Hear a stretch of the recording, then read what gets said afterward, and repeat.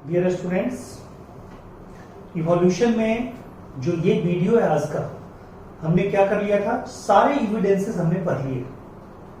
अब हम लोग चलेंगे, मतलब इवोल्यूशन के जो दो गॉड फादर हैं उनके पास चलेंगे। इवोल्यूशन के दो गॉड फादर हैं।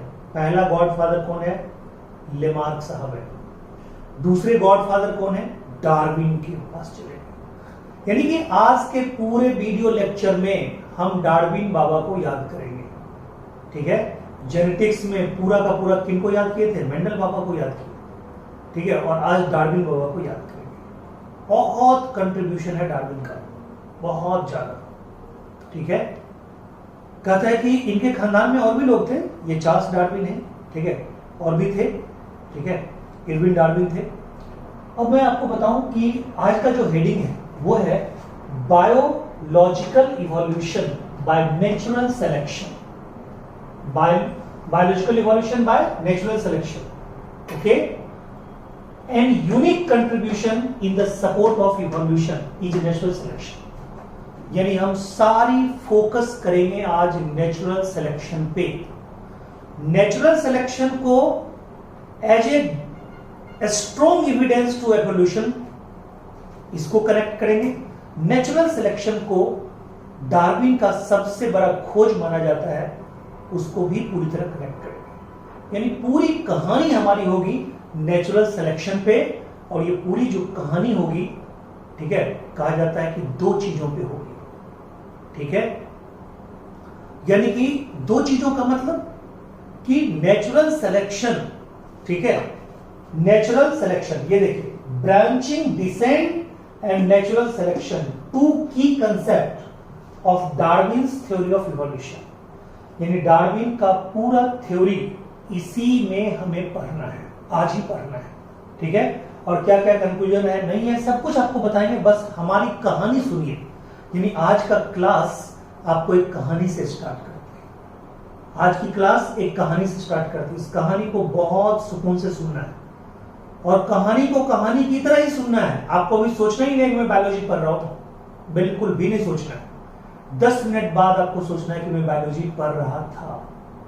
ठीक है, तो तब आप समझ जाइएगा। चलिए हम चलते हैं, इंग्लैंड के शहर पे चलते हैं। ठीक है, अभी पूरे बहुत जगह वर्ल्ड में लॉकडाउन है, बट फीलिंग लेने में क्या दिक्कत है। हम चलते हैं कहां पे? इंग्लैंड।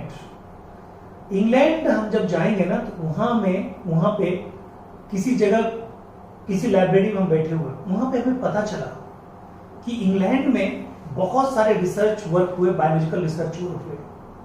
ठीक है, तो हम 2 ईयर का चर्चा करना चाहेंगे जो एनसीईआरटी ने किया था। ये कहानी शुरू होती है 1850 में। ठीक है, 1850 के आसपास ये रिसर्च किया गया। 1850 का वो टाइम था जब इंग्लैंड में औद्योगिक क्रांति नहीं हुई थी। ठीक है, और एक काल ऐसा था जब वहां पे इंडस्ट्रियलाइजेशन हुई, औद्योगिक क्रांति हुई। 1920 का ईयर था। दोनों ईयर को अगर कंपैरिजन करें तो हम क्या पाएंगे, सो देखिए। कहता है कि वहां पे 2 तरह के विंग, एक थे व्हाइट विंग पेपर्ड मॉथ। बहुत अच्छे से इसको समझिए। ठीक है, हम क्या बोल रहे हैं?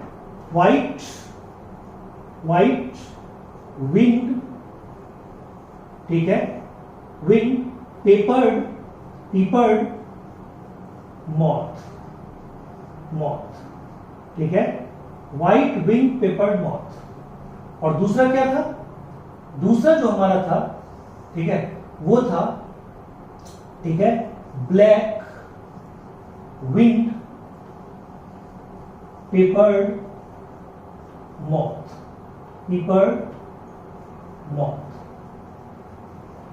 ओके, समझ गए?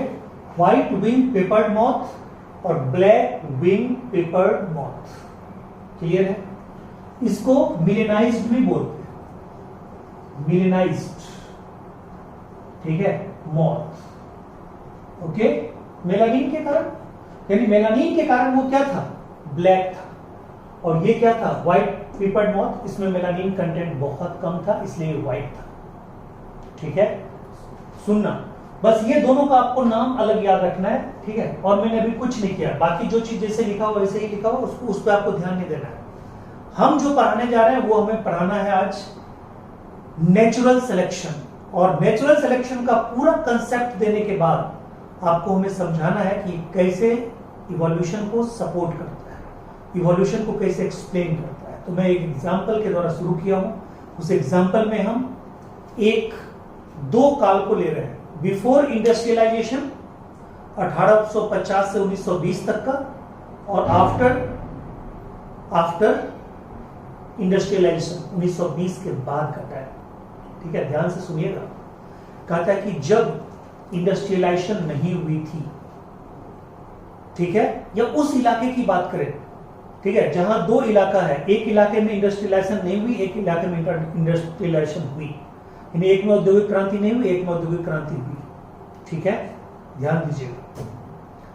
कहता है कि पहले क्या होता था, इंडस्ट्रियलाइजेशन से पहले या जहां अभी भी इंडस्ट्रियलाइजेशन नहीं हुआ, वहां पे पेड़ पौधे जो थे उनका जो बार्क था वो बिल्कुल व्हाइट कलर का हुआ करता था, व्हाइट ग्रे। क्यों? कहता है कि due to lichens, due to lichens. ठीक है, ड्यू टू लाइकेंस, यानी कि लाइकेन के ग्रो करने के कारण, लाइकेन के ग्रो करने के कारण, यानी लाइकेन के ग्रो करने के कारण, ठीक है, लाइकेन के ग्रो करने के कारण, ठीक है, क्या होता था, उनका पूरा का पूरा जो बार्क होता था वो व्हाइट होता था। तो बताइए, व्हाइट बैकग्राउंड में आराम से छुप जाता था कौन? White peppered moth. इस बात को बढ़िया से फिर से समझिए। ठीक है, हमें आपको समझाना है, यानी बिफोर इंडस्ट्रियलाइजेशन लाइकेन की संख्या बहुत ज्यादा हुआ करती थी, क्योंकि बिफोर इंडस्ट्रियलाइजेशन वहां पे क्या था, पॉल्यूशन नहीं था, तो लाइकेन अच्छा खासा ग्रो करता था। ठीक है, और लाइकेन व्हाइट वैरायटी का लाइकेन था जो पेड़ पौधे के बार्क पे रहता था, तो पेड़ पौधे के बार्क पे लाइकेन रहता था, तो लाइकेन के ग्रो होने के कारण पूरा पेड़ पौधे का ऊपर से जो बार्क दिखाई पड़ता था व्हाइट या ग्रे। क्लियर, समझ में आ गई बात? तो बताइए उस समय क्या होता होगा? व्हाइट पेपर्ड मॉथ हिडन हो जाते थे, केमोफ्लेज हो जाते थे। केमोफ्लेज का मतलब, ठीक है, किसी कलर के पीछे छुप जाना किसी एनिमल का, ठीक है, कॉन्ट्रास्ट नहीं होने के कारण। तो बताइए, व्हाइट पेपर्ड मॉथ प्रीडेटर से बच जाता था, व्हाइट पेपर्ड मॉथ प्रीडेटर से बच जाता था। ठीक है, कोई दिक्कत? उसका नाम क्या था मालूम? बिस्टन बेटुलेरिया। व्हाइट पेपर्ड मॉथ का क्या नाम था? बिस्टन बेटुलेरिया, बिस्टन बेटुलेरिया। ठीक है, बिस्टन बेटुलेरिया। ठीक है, और इसका नाम था बिस्टन कार्बोनेरिया, कार्बोनेरिया। ठीक है, तो एक आपका था बिस्टन बेटुलेरिया, एक आपका था बिस्टन कार्बोनेरिया। याद रखिएगा, बुक में एनसीईआरटी में ये जूलॉजिकल नाम उसका नहीं दिया हुआ है, ठीक है, सिर्फ नाम दिया हुआ है। ठीक है, व्हाइट विंग पेपर्ड मॉथ और ब्लैक विंग पेपर। तो बताइए, इंडस्ट्रियलाइजेशन के पहले क्या होगा? व्हाइट बैकग्राउंड पेड़ का होने के कारण उस पेड़ पे क्या छुप जाते थे? व्हाइट विंग पेपर्ड मॉथ छुप जाते थे, हिडन हो जाते थे, उनपे नजर नहीं पड़ती थी। किसकी नजर नहीं पड़ती थी? तो कहता है प्रीडेटर की। डियर स्टूडेंट, मैं आपको बता रहा था, मैंने 1-2 मिनट का आपका ब्रेक लिया था। ठीक है, मैं बता रहा था इंग्लैंड की कहानी। तो इंग्लैंड की जो कहानी है उसमें हमने 2 ईयर को लिया था अकॉर्डिंग टू एनसीईआरटी। एक लिया था 1850 को और एक लिया था आपका कौन सा? 1920 को। उसके बाद 1920 के बाद इंडस्ट्रियलाइजेशन हुई और पूरी मामला बदल गया। उसके पहले क्या मामला मैंने बताया?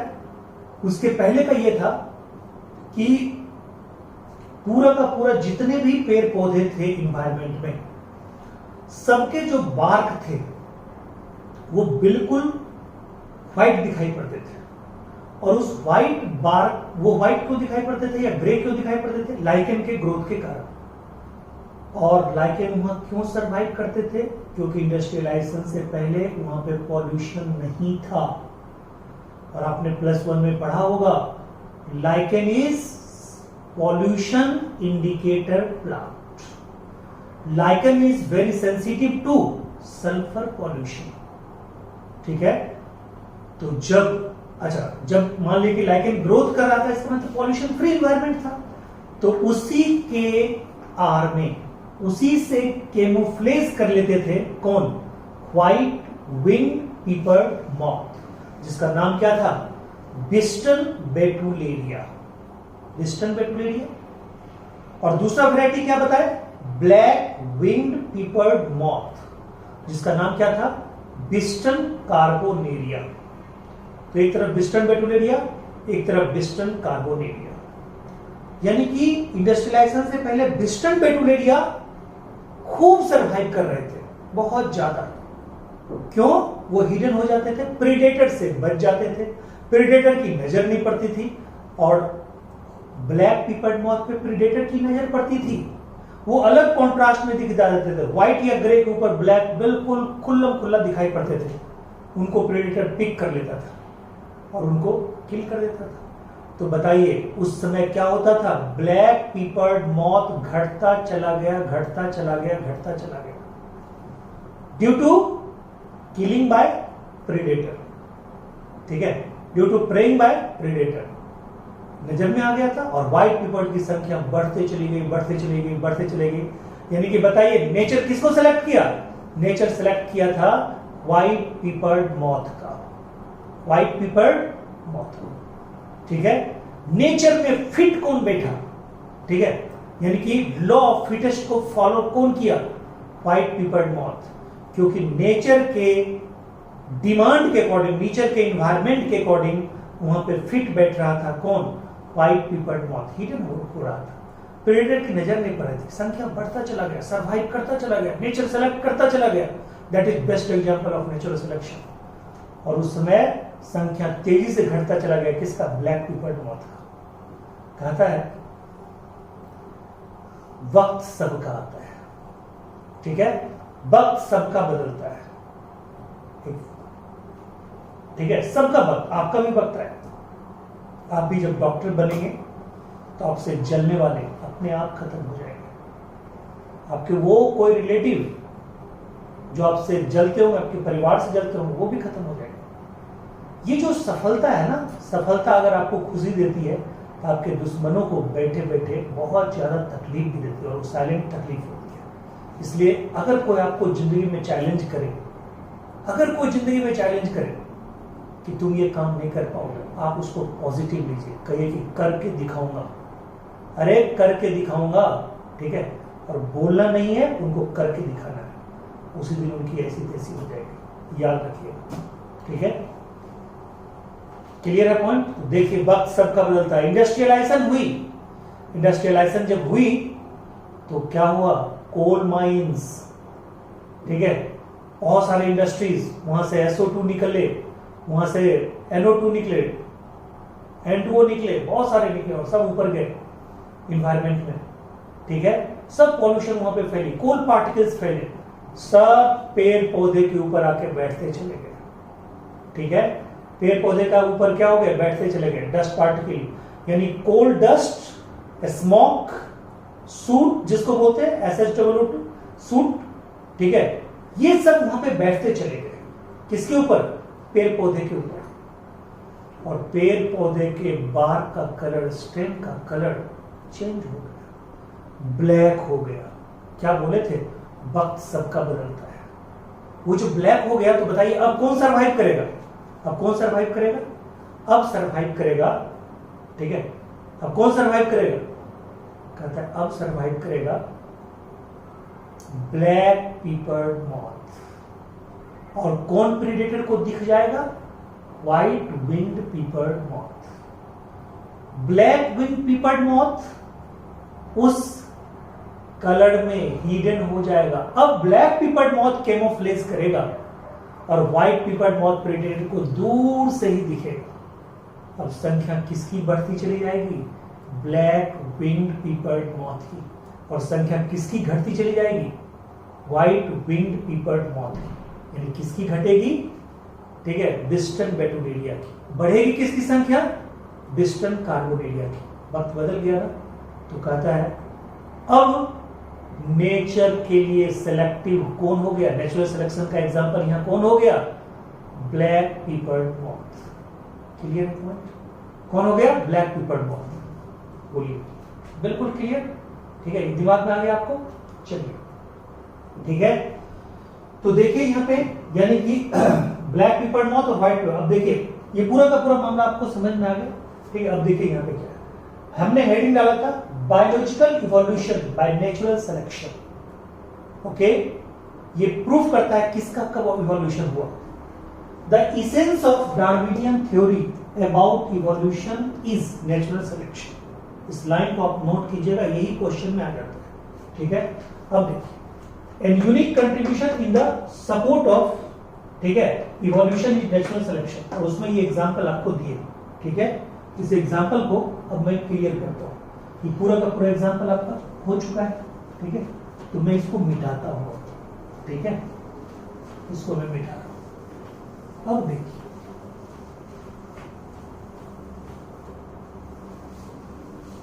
ठीक है, अब देखिए, प्रीडेटर विल स्पॉट, ठीक है, ए मॉथ अगेंस्ट ए कॉन्ट्रास्टिंग ब्लैक बैकग्राउंड। यानी कि predator will spot a moth against A contrasting background. यानी कि कॉन्ट्रास्टिंग बैकग्राउंड, जब कलर जो था, ठीक है, वो इन्वायरमेंट का, वो जब व्हाइट था, यानी कि मतलब पेड़ के बार्क का, तो उस समय किसको पिक करता था प्रेडेटर? Black peppered moth. और जब ब्लैक हो गया तो किसको पिक करता था? White peppered moth. ये लाइन उसी के लिए है। ठीक है, predator will spot a moth, ठीक है, अगेंस्ट, ठीक है, ए कॉन्ट्रास्टिंग बैकग्राउंड। इसको भी नोट कीजिएगा, ये कंक्लूजन नंबर 1 है।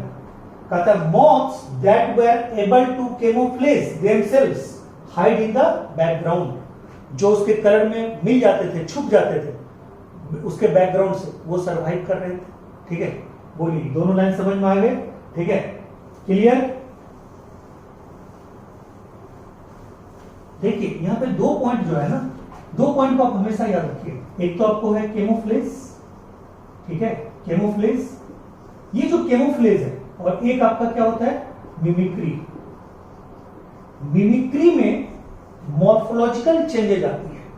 जैसे इसको ऐसे समझिए, एक कोई सांप है नॉन पॉइजनस सांप, बट अपने प्रेडेटर को देख के पॉइजनस सांप की तरफ फुफकारे ले, यानी है वो नॉन पॉइजनस, बट एक्टिविटी अपना दिखा रहा है, मॉर्फोलॉजिकल फीचर दिखा रहा है, किसकी तरह? पॉइजनस स्नेक की तरह। इसको आप केमोफ्लेज नहीं बोलिएगा, इसको क्या बोलिएगा? इसको बोलिएगा मिमिक्री। इकोलॉजी में पढ़ाएंगे। और कहता है कोई ऐसा हो, ठीक है, कि जिससे मान लीजिए कि एक ग्रीन, पूरा एकदम ग्रीन पत्तों वाला पूरा का पूरा जंगल है, उसमें कोई छिपकली है, ठीक है, लिजार्ड है, कोई गार्डन लिजार्ड, वो क्या किया कि उस हरे कलर का अपना कलर कर लिया। ठीक है, जब मान लीजिए कि पीले पत्तियों के बीच हो तो पीले कलर का कलर कर ले, जिसे चेमेलियन बोलते हैं। कैमेलियन बोलिए, चेमेलियन बोलिए, जो आपको बोलना है बोलिए। वो क्या होता है? वो रंग ही तो बदलता है, रंग बदलना कैमोफ्लेज। ठीक है, यानी कि इसलिए देखते होंगे जो जवानों का, जो आर्मी का जो कलर होता है, पोशाक होता है, उसको बोलते हैं कैमो कलर, यानी कैमो प्रिंट में दीजिए। तो कैमो प्रिंट बहुत चला हुआ है, यानी जवानों का जो कलर होता है वो जंगलों में छुप जाती है, जंगल में वो एकदम पूरे अपने AK-47 के साथ तैनात रहते हैं, दिखाई नहीं पड़ते दुश्मनों को। ठीक है, तो कैमो कलर, इसलिए जवानों का कलर, कपड़े का कलर वो होता है कैमो कलर। क्लियर है? इसलिए नाम पड़ा है कैमोफ्लेज। क्लियर है पॉइंट? तो यहाँ पे पूछेगा आपको मॉस वाले में क्या था, तो कहिएगा कैमोफ्लेज का बेस्ट एग्जांपल था। क्लियर है पॉइंट? ठीक है, अब आइए, ठीक है, यहां तक कोई दिक्कत? अब देखिए, ये हो गया पूरा। अब देखिए इसी ढंग का एक और एग्जांपल, ठीक है। स्टार्टिंग में मच्छरों की प्रजाति बहुत ज्यादा थी, यानी मच्छर बहुत ही ज्यादा थे, ठीक है, स्टार्टिंग में बहुत ज्यादा मच्छर थे, ठीक है। ये जो स्टार्टिंग में मच्छर है बहुत ज्यादा थी, उससे क्या होती थी, ठीक है, बहुत बीमारियां फैलती थी। आप जानते हैं हाउस फ्लाई से लेके मॉस्किटो, ये जो जितने भी होते हैं ना, फ्लीज, क्यूलेक्स, ये सब मेन कैरियर होते हैं। तो कहता है मच्छर को मारने के लिए डीडीटी का यूज किया गया था। शुरू में डीडीटी इफेक्टिव था, धीरे धीरे डीडीटी अनइफेक्टिव होने लगा। तो देखिए क्या होता है, मैं डार्विन का एक अलग एग्जांपल से भी आपको समझाऊंगा, थोड़ा सा ध्यान दीजिए पहले इधर। डीडीटी जब मच्छरों पे छिड़काव किया, मान लीजिए कि 100 मॉस्किटो थे, ठीक है, 100 मॉस्किटोज थे, 100 मॉस्किटोज थे। ये जो 100 मॉस्किटो थे, इस पे क्या दिया गया, डीडीटी। डीडीटी का पूरा नाम डाइक्लोरो डाइफिनाइल ट्राइक्लोरो इथेन, ठीक है, डाइक्लोरो डाइफिनाइल ट्राइक्लोरो इथेन, ठीक है, डाइक्लोरो डाइफिनाइल ट्राइक्लोरो इथेन। ये डीडीटी मोस्ट एंशिएंट इंसेक्टिसाइड था। Insecticide is a type of pesticide. इसका यूज आजकल ये इंडिया में क्या है, बैंड है। आजकल ये इंडिया में बैंड हो गया, इसका यूज नहीं होता। तो देखिए 100 मच्छरों पे, मान लीजिए 100 मॉस्किटो पे इसको यूज किया गया, 95, ठीक है, मान लीजिए कि डेथ कर गए, लेकिन 5 जो है वो सरवाइव कर गया, 5 सरवाइव कर गया, ठीक है, 95 तो डेथ हो गया, यानी इसकी इफिशिएंसी 95% तो थी। बट ये जो 5 बच गया, ये 5 अब क्या करेगा, रिप्रोड्यूस करेगा, ठीक है, रिप्रोड्यूस करेगा, क्योंकि इस 5 के जीन पे इसका असर नहीं पड़ा, यानी कि इस 5 मॉस्किटो का जीन रेसिस्टेंट हो गया टू डीडीटी, यानी कि बिकम रेसिस्टेंट टू डीडीटी, ठीक है। और अब इस 5 से मान लीजिए फिर 100 मॉस्किटो हो गए। अब बताइए ये 100 मॉस्किटो पे अगर डीडीटी डालेंगे तो बताइए एक भी मॉस्किटो मरेगा, नहीं मरेगा। तो अब ये जो मॉस्किटो का ग्रुप है ये कैसा हो गया, डीडीटी रेसिस्टेंट ग्रुप। तो बताइए ये एक नया ग्रुप हो गया, और इस तरह से क्या हो गया, ये एक न्यू स्पीसीज हो गया। क्या हो गया, न्यू स्पीसीज हो गया। ये कैसा स्पीसीज हो गया, नया स्पीसीज हो गया, यानी कि नए स्पीसीज का फॉर्मेशन कर लिया। क्लियर हो सकता है वहां पे आपको नहीं दिखाई पड़े, तो मैंने यहाँ पे ये बोला है, मैं फिर से बोल दूं, ये 100 मॉस्किटो है, उसमें 95 डीडीटी सेंसिटिव थे, वो किल हो गए। 5 ऐसे थे जो रेसिस्टेंट थे, वो किल नहीं हुए, ठीक है।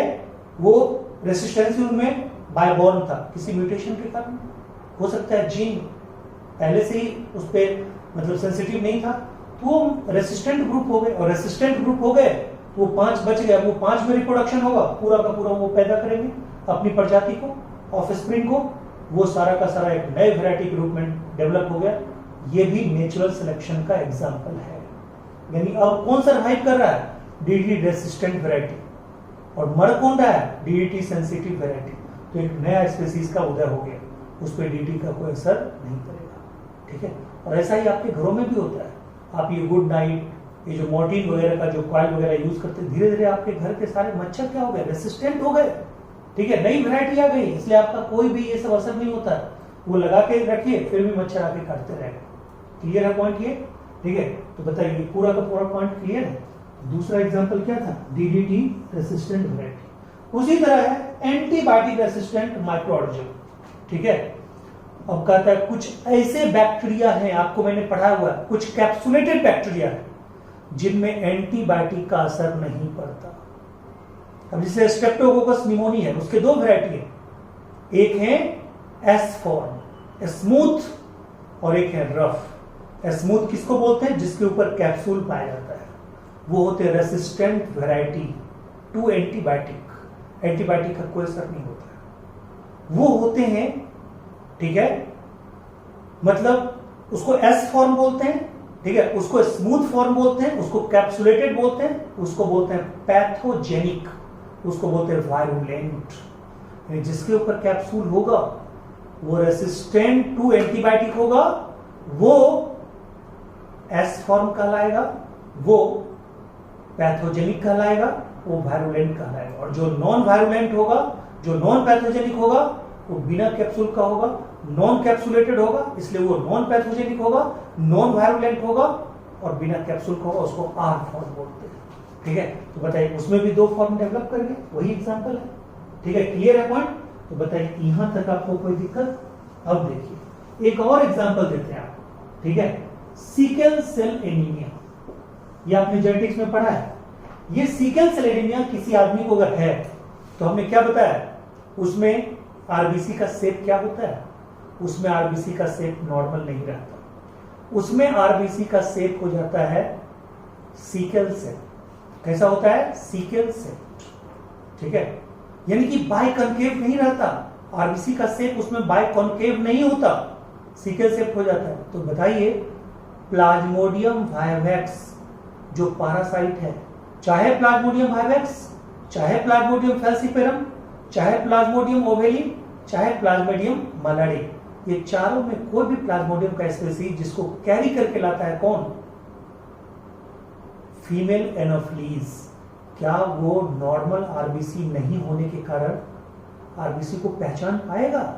वो नॉर्मल आरबीसी किसको पहचानता था? वो पहचानता था बायकॉन्केव आरबीसी को। बट सिकल सेल एनीमिया में आरबीसी का शेप कैसा है? Sickle cell. क्या उसको पहचान पाएगा? नो। इसीलिए बताइए sickle cell anaemia patient malaria के लिए क्या होगा? रेसिस्टेंट होगा। इन एग्जांपल ऑफ, ठीक है, एग्जांपल, ठीक है, सिकल सेल एनीमिया सफरिंग, ठीक है, पर्सन इज रेसिस्टेंट टू क्या बोलिएगा? इज रेसिस्टेंट टू, ठीक है, मलेरिया, यानी मलेरिया के लिए रेसिस्टेंट होगा कौन? सिकल सेल एनीमिया से सफर करता हुआ पर्सन, उसको मलेरिया नहीं होगा। यानी नेचर वहां पे किसको सेलेक्ट कर रहा है? सिकल सेल एनीमिया वाले को, पेशेंट को सेलेक्ट कर रहा है। यानी जहां पे मलेरिया फैला हुआ है, जहां पे फीमेल मॉस्किटो ज्यादा है, वहां पे कौन सरवाइव कर रहा है? सिकल सेल एनीमिया का पेशेंट ज्यादा सर्वाइवल कैपेसिटी रखता है, उसको मलेरिया होने का चांस नहीं है। ये भी बेस्ट एग्जांपल है किसका? नेचुरल सिलेक्शन का। तो बोलिए, ठीक है, ये एक न्यू वैरायटी होगा। चले, ये सब क्लियर है आपका? चलिए,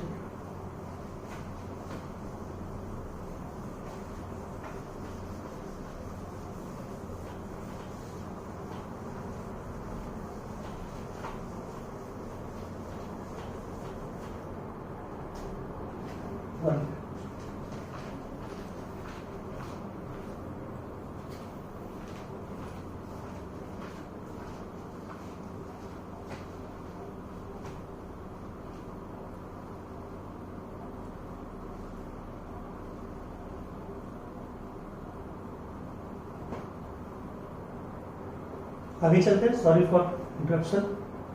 अब देखिए, अभी डार्विन के बारे में क्या कहा जाता है सो देखिए, ठीक है, यानी कि ये डार्विन के बारे में और क्या कहा जाता है सो देखिए। कहता है, एक तो मैंने नीचे पहले ही बता दिया था, ब्रांचिंग डिसेंट, यानी कि ब्रांचिंग डिसेंट का मतलब हुआ कि एक कॉमन एंसेस्टर से ऑरिजिन, ठीक है, जैसे डार्विन फिंचेस याद होगा आपको। डार्विन फिंचेस क्या था? डाइवर्जेंट इवोल्यूशन का एग्जाम्पल था, एडेप्टिव रेडिएशन का एग्जाम्पल था। उसको हम लोग क्या बोलते हैं? Branching descent and natural selection, two key concept of Darwin's theory of evolution. याद रखिएगा इस लाइन को, ठीक है, इस लाइन को आपको पूरा याद रखना है। क्लियर? इसको और डिस्कशन में आएगा, ठीक है। अब आइए मेन, ठीक है, देखिए डार्विन साहब का नाम है, इधर थ्योरी है, ठीक है। देखिए इधर क्या है, मान लीजिए, अच्छा इसमें एक और माइक्रो ऑर्गेनिज्म वाला समझाना है, जिससे मान लीजिए, ध्यान दीजिएगा, ठीक है।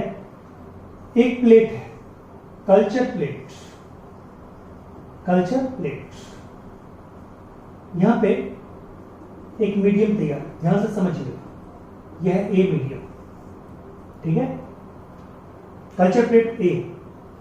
यहां पे हमने बैक्टीरिया को ग्रो करवाया, ठीक है। यह है कल्चर प्लेट बी, यहां पे अलग मीडियम है, ध्यान दीजिएगा, ठीक है।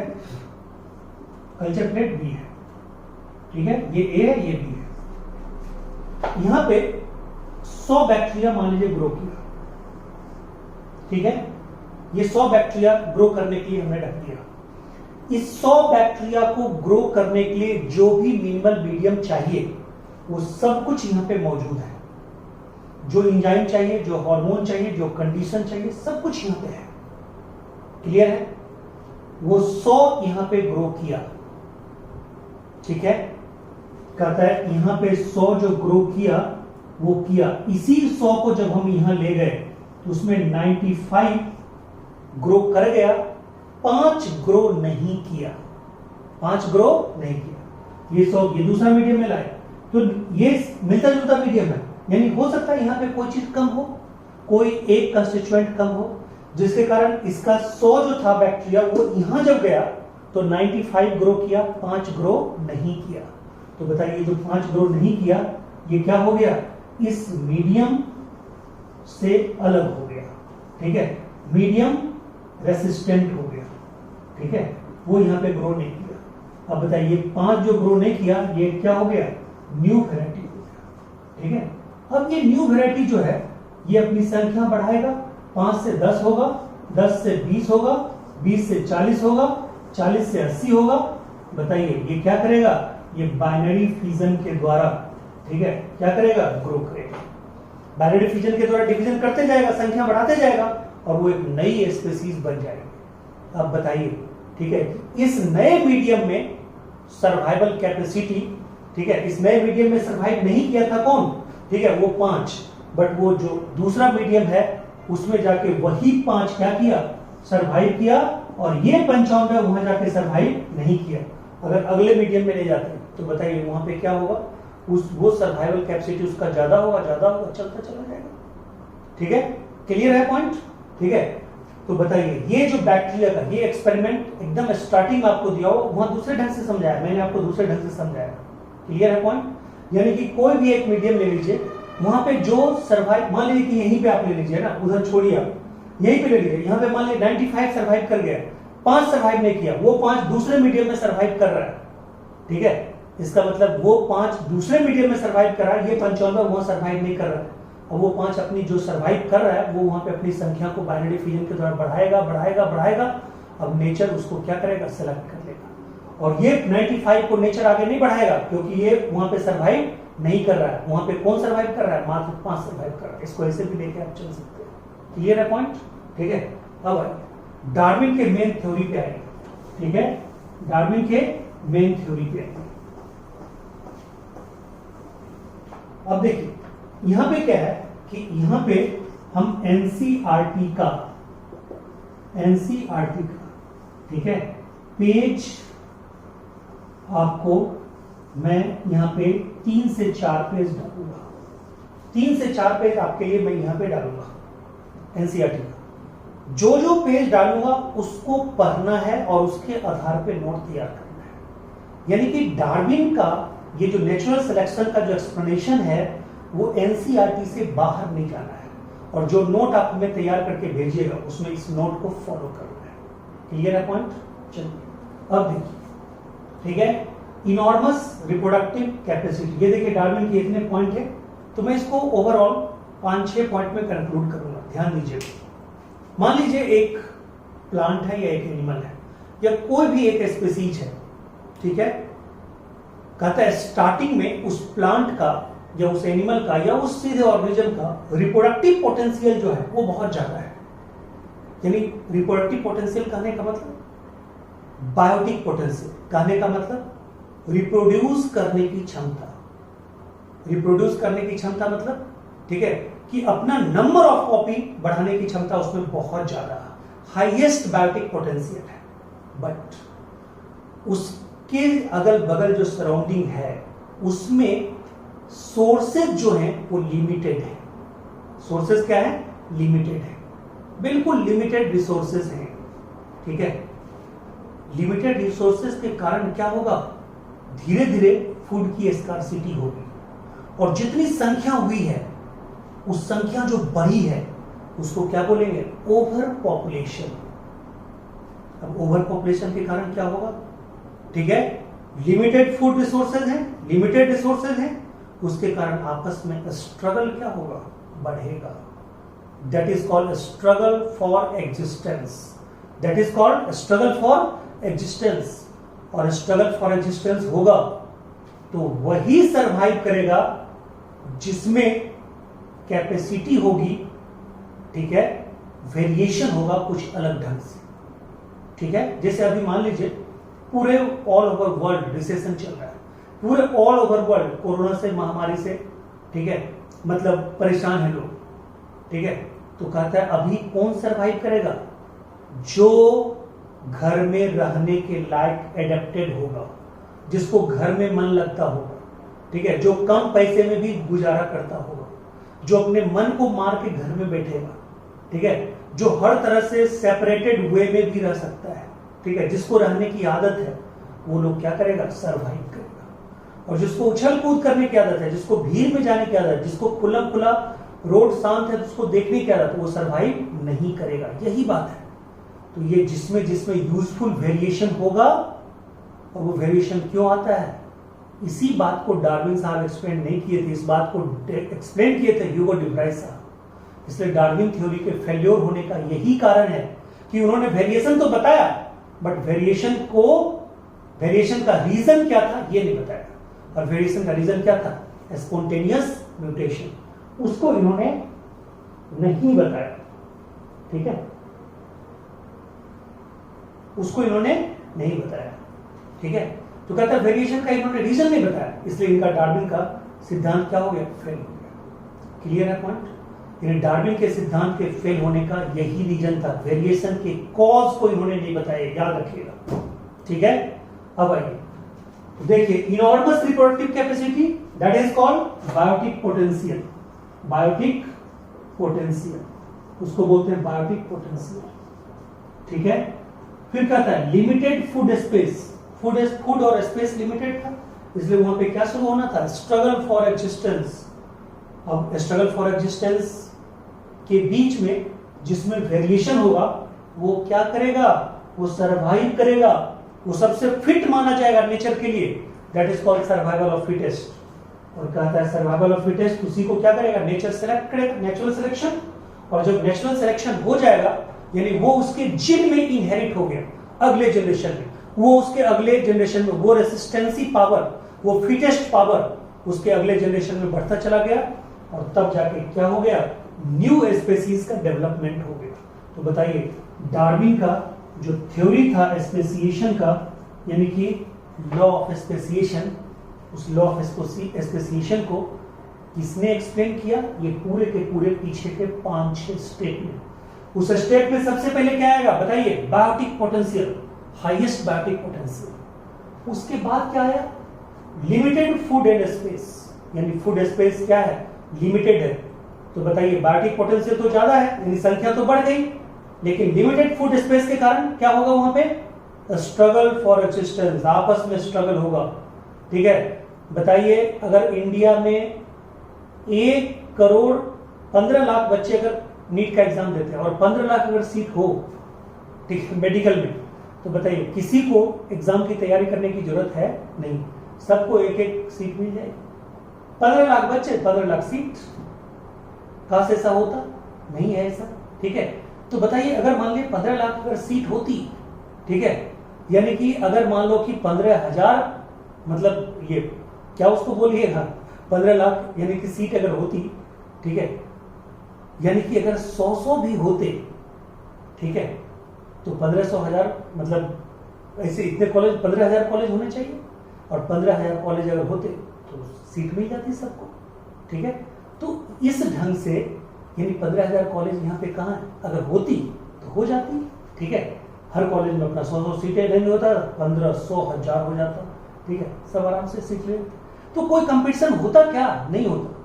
यानी कि लिमिटेड सीट है मेडिकल में, लिमिटेड स्पेस है कॉलेज के अंदर, ठीक है, तो स्ट्रगल हो रहा है आपस में। 500 नंबर में पहले होता था सिलेक्शन, अब 550, अब 600, ये पूरा का पूरा क्या है मामला, स्ट्रगल फॉर एग्जिस्टेंस ही तो है। इस स्ट्रगल फॉर एग्जिस्टेंस में, इस कंपटीशन के दौर में कौन सरवाइव करेगा, जिसमें यूजफुल वेरिएशन होगा, जिसका फिजिक्स भी सही होगा, जिसका केमिस्ट्री भी सही होगा, जिसका बायोलॉजी भी सही होगा, ये तीनों यूजफुल वेरिएशन जिसमें होगा वो सरवाइव करेगा, वो सर्वाइवल ऑफ फिटेस्ट कहलाएगा। यानी वो नीट के लिए सबसे फिट बंदा होगा, जिसका फिजिक्स केमिस्ट्री बायोलॉजी तीनों बैलेंस होगा।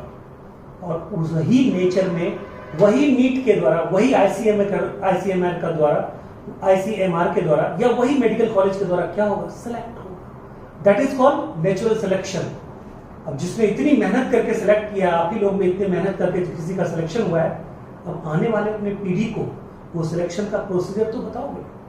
आपका जेनेटिक जो चेंज हुआ, वो हो सकता है कि आपका जो जीन पढ़ते पढ़ते स्ट्रॉन्ग हुआ, कुछ चेंजेज आया आपके हैबिट के कारण, वो जीन आपके बच्चे में गया, आपका बच्चा भी बाय गॉड डॉक्टर बनेगा, ठीक है। और नहीं बनेगा तो आप उसको उस ढंग से इन्वायरमेंटल इफेक्ट दीजिएगा। और जीन पे इन्वायरमेंटल इफेक्ट भी पड़ता है, जिसको फिनोटाइपिक इफेक्ट बोलते हैं। तो वो आपके अगले जनरेशन में जाएगा, और अगले जनरेशन जाएगा, वो अगले जनरेशन जाएगा। अब आपका परिवार कहलाएगा डॉक्टरों का परिवार। डॉक्टरों का परिवार का मतलब क्या, आपके human species, normal social human species के अंदर आपका परिवार एक अलग परिवार, दैट इज कॉल्ड स्पेसिएशन। अब हमें लगता है कि एग्जांपल आप बेहतरीन ढंग से समझ गए होंगे। तो डार्विन के उस 6-7 पॉइंट को आपको याद रखना है।